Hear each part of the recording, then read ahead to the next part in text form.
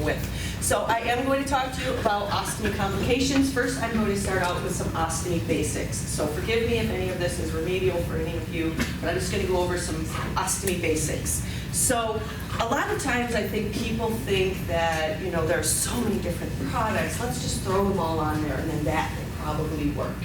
But basically, you want to keep it simple when it comes to ostomy. You want to start with clean, dry skin. You don't want to put any soaps or lotions on the skin that could inhibit that wafer from sticking. If possible, just dry the area with warm water, clean the area with warm water and then dry it completely, and then try the pouching system.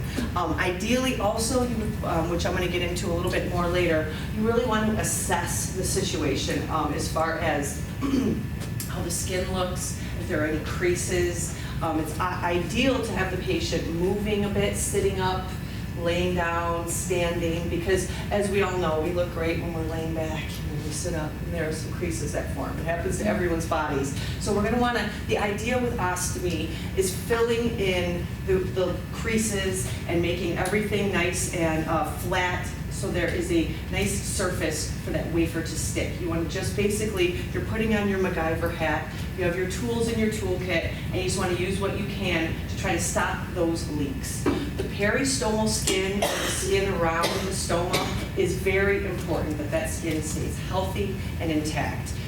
Leakage leads to peristomal skin complications, which lead to more leakage, and it's just a vicious cycle. So optimally, we would want to keep that skin as healthy as possible, and we do that by stopping any leaks and making sure that we are taking care of that skin. So when you have a patient that needs a pouch change, I'm sure if Dean is is working and has seen the patient, he will have written down the orders of what they should be using, what's going to be working for them. Carol Jones, I understand, also helps you out. If they're ever not available and you need to think for yourself, these are just some tips that you can go through. There are so many products. I know there are only certain ones available to you, which makes it easier. Dean has kind of narrowed it down to just the basics that you should need for any patient. So when a patient needs a pouch change and you assess the situation a bit, try to see without a pouching system how it looks when they're sitting, standing, if possible. I know that's difficult when a patient is non-ambulatory or they're in bed. Just as much as you can, just to kind of see what happens when the patient moves. So you will have I've got my little stomas here. This is, I call this kind of the supermodel of stomas. It's perfect. They're not all going to look this way. A lot of them look this way when they're new, and they're going to be changing a lot in the first 12 weeks. They're probably shrinking, so you always want to measure it to make sure that you're putting on the right size so that there's no leakage, that output is not sitting on the skin at all. However, you do not want it so tight that it is touching the stoma, because the stoma is wet, and it will decrease the wear time and probably cause leaks, because you want that wafer to be sticking to that dry skin. So every box has a measuring guide in it. This is a round measuring guide, and you should have these also on your ostomy cart if there isn't one in the box. And if you need anything, always tell Carol or Emily. I can send any extra supplies if you are out of them. So here's round for round stomas. I've also sent some oval measuring guides for stomas that look like this, so you can find the size that you need for the wafer. So we're just going to do the round one today. So you want to find the size. See, these are too big, too small, because you don't want to be shoving it down on there. So you want to find the size where you're just around the stoma, on the dry skin, not touching the wet skin, maybe just a tiny little bit of room. But you really want to make sure you don't have too much room between the wafer and the stoma. So then you will take your barrier and put your template on the barrier, take your pen, trace it, and then we're going to cut. And I cheated and kind of pre-cut, but you want to cut right around your line that you have cut here. Then we can take the backing off. You could always write the date and or time on this and save it if you wanted to, if you're working, your shift in case you want to come back in later. Probably it's not going to change too much if there's a leak within a couple hours, but just to keep that, just to know what size it was last time they had a pouch change. Then the hydrocolloids are a little jagged here. You can take your gloved finger and kind of run it around and kind of soften that up so it's smoother to put on the stoma. Now these hydrocolloids in this wafer, they are activated with body heat. So sometimes I've heard of nurses, holding it under their arm while it's in the package just to kind of warm it up. But they're sticking better the longer that they're on the skin. So you want to place the wafer right around the stoma so it is not touching it, but it is on the dry skin. Press all around to make sure it's on there firmly. Hold your hand over it for about 30, 45 seconds just to warm it up, and it'll really stick, the longer it's being warmed. Then you can release the backing of the tape. And I must say this one is a little small for this stoma, but you want as much of a footprint as you can so the patient has as much security as possible that wafer is going to stay on and prevent leaks. And here we're going to smooth it down. And just want to make sure it is nice and tight. And then to put on the pouch, it is kind of like Tupperware. We have a floating flange here. It's designed so that you can get your fingers underneath it so you're not pressing down on their stoma to get it to close, or to close, to attach. You can hear the audible clicks, ideally like this. You're going around like this. You hear the audible clicks. When you don't hear anymore, it is attached, and then you might want to give it a little pull just to make sure that everything is on there safely.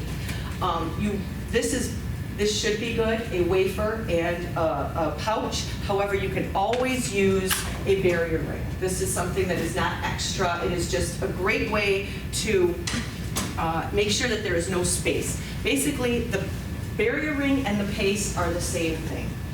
Some people use paste. It's kind of old school. It does contain alcohol, so it may sting the skin a little bit, especially if there's any skin complications. Despite its name, paste is not an adhesive. I think a lot of times people think that, I'm going to put lots of paste on and then it's really going to stick. Actually, you're inhibiting it from sticking when you're putting the paste all over. The best thing to do is to put this wafer right on the clean, dry skin.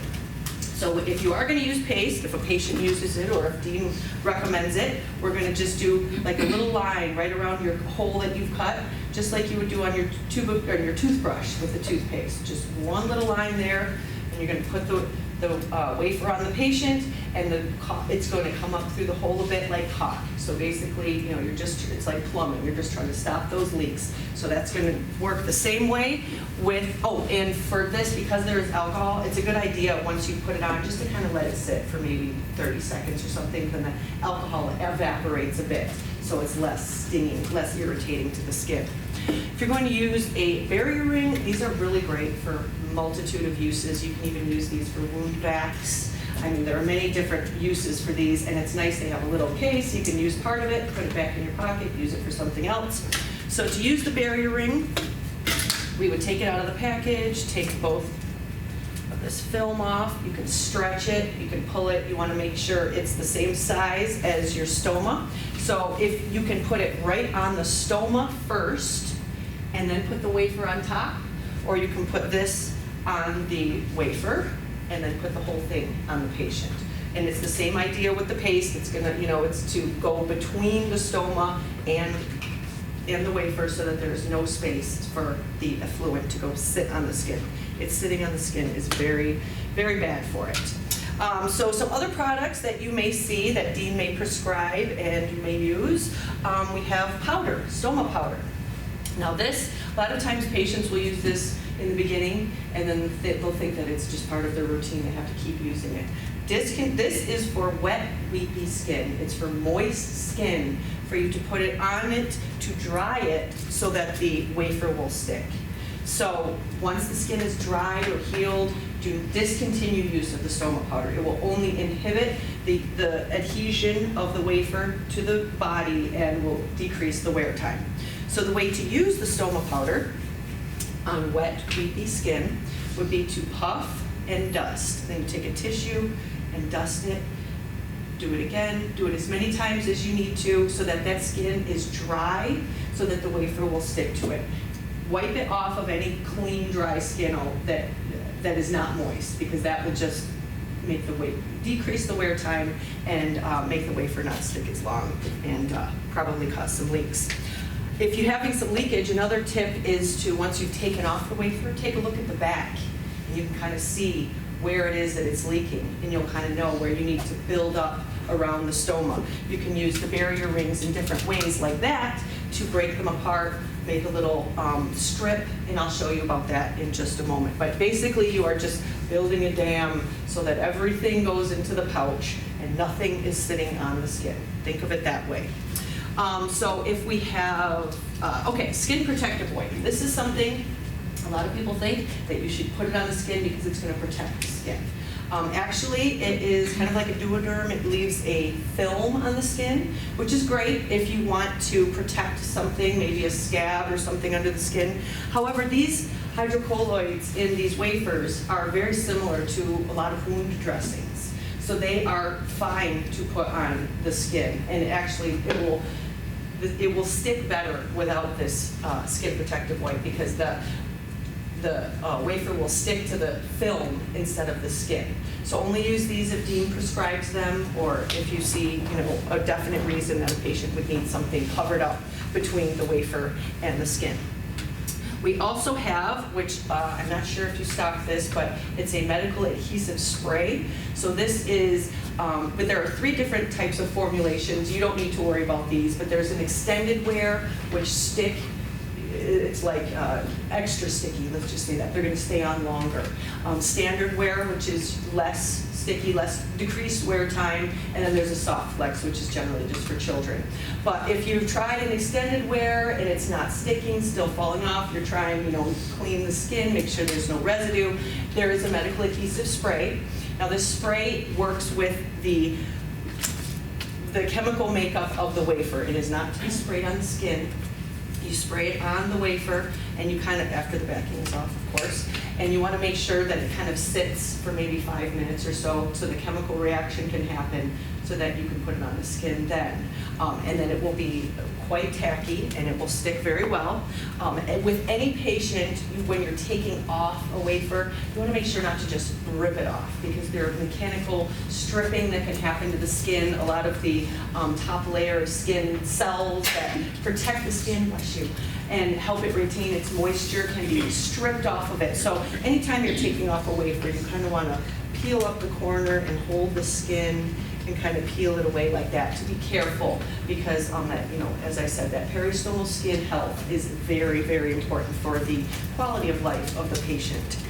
So then, if it's very sticky and you can't get it off, or maybe patients have a hairy abdomen where you don't want to tear out the hairs and cause folliculitis, we also have a medical adhesive remover, and that can be used by just spraying all over, saturating the wafer, and then it comes off very easily. Or we have wipes that you could pull up the corner, kind of wipe a little bit, and then keep pulling and wiping, just so that you make sure you're not, again, ripping and stripping the skin. Okay, I think that is all for, oh, I do want to mention this. You use clamps on your, where did we go? Here we go. This is the type of pouch that you stock with a clamp. We have another closure system called lock and roll. Let me talk about the clamp first. So the clamp basically is like a barrette for us ladies. Guys are probably less adept with the barrettes, but it is curved for the body shape.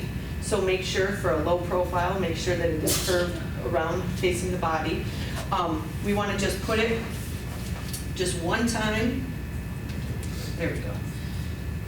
We're just rolling it up, and we're clamping it on. Just one click, and that's it. Very simple. You don't need to roll it up more than once. Just, you know that it's close, and I did it backwards. So here it is, this way, against the body. Okay, and then this way. There we go.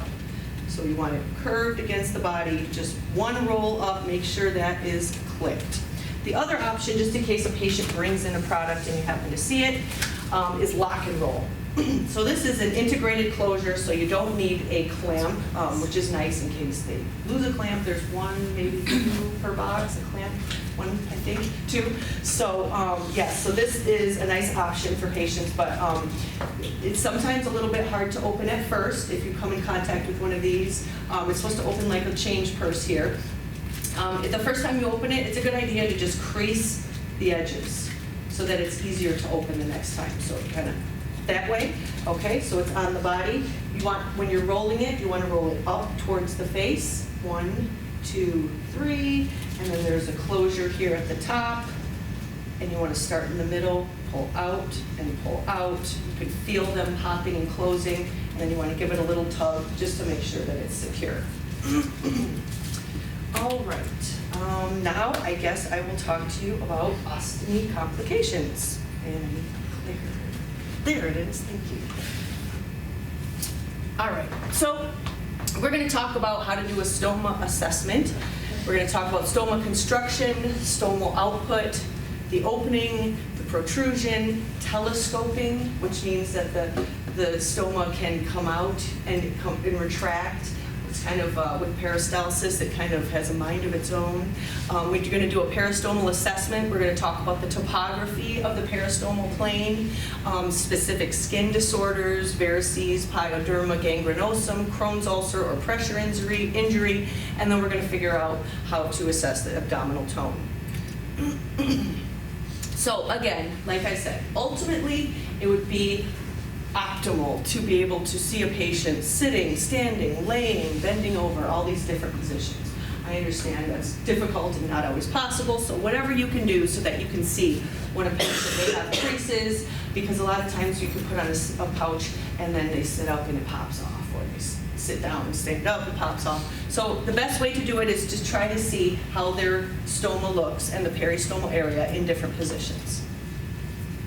So we have some stoma characteristics. Stomas are either protruded, like this one, or retracted, like this one, below the skin. That's very difficult to pouch a stoma like this because the output is going to sit here and pool on the skin, and just it's very corrosive, and it's going to give them a lot of trouble.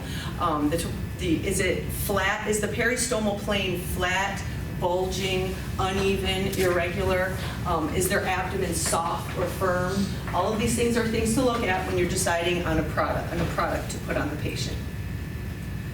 So the skin barrier shape, basically, barriers, we have one piece, which is an integrated wafer and a pouch, and we have two pieces, which is a wafer that attaches to a pouch, which I put on here. The other option is convexity, which is, okay, so flat is much more flexible here. It's for a nice flat peristomal plane. If someone has no creases, you can easily put this on. It's flexible, it's easy for them to bend. With convexity, they also may be cut to fit or pre-sized. You only have cut to fit here, so you just have to worry about measuring and cutting. For convexity, that is a wafer like this. Here, let me pass this around also if you want to take a look. This is a convex wafer, which these also come in one piece or two piece. As you can see, it's got like, what are we saying, this curved profile. So the idea with this is for a patient that has a retracted or a flush stoma, we want that stoma to pop out as much as possible so that the effluent goes into the pouch and doesn't sit on the skin. So the idea is like squeezing a zit, basically, to put it in simple terms. When you're going to squeeze a zit, you want to push as close as you can to it to pop it out.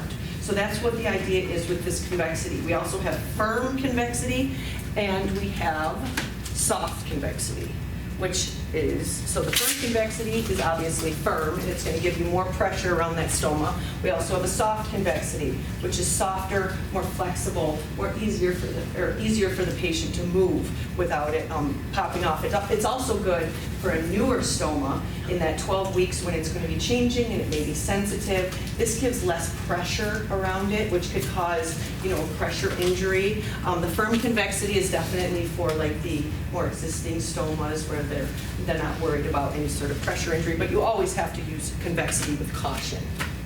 Erin, can I add to Yeah, that? please. So the flat ones are what we have up on the carts, but you can get the convex ones from storeroom. So just so you guys know that you can order those and they are available to you.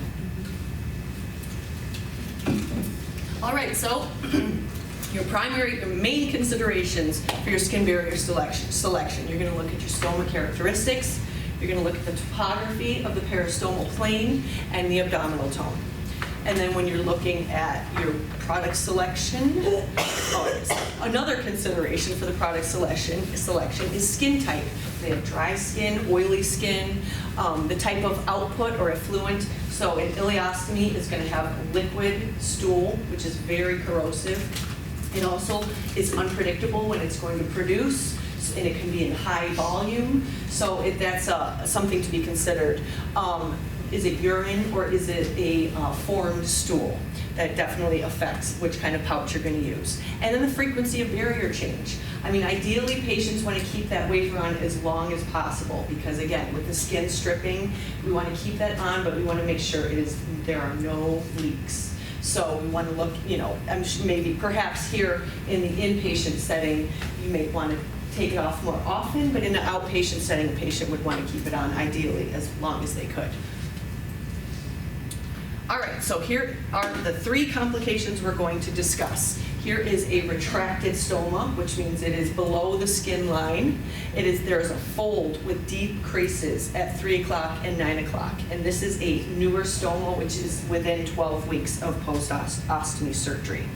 The next one is the flush stoma, so that it's in line with the skin, and it is also located right next to an incision, which definitely complicates things. And finally, we have a peristomal hernia. So this is very common when there's a hernia right around the stoma. Very difficult to pouch. All right, so we're going to talk about the definition, the causes, how to manage it, and then we're going to talk about product selection. So what is the definition of retraction is the disappearance of normal stomal protrusion in line with or below the skin.